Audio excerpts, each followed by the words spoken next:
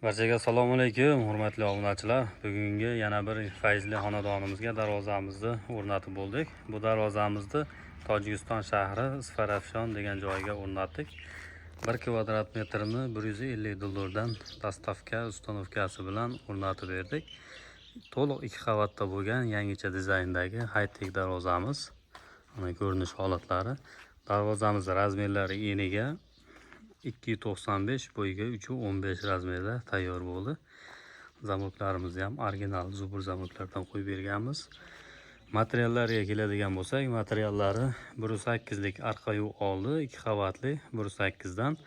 Stoykalarimiz 8 ga 8, ikkili stenada bo'lgan, profillarimiz 6 ga 4 dan 1.7 stenadan tayyor bo'lgan. Mashina kiradigan joylarimiz taglari shvillar. Orqa holatlarini ham bir ko'rsatib qo'yamiz. Orqa holatini, ko'rinishlari.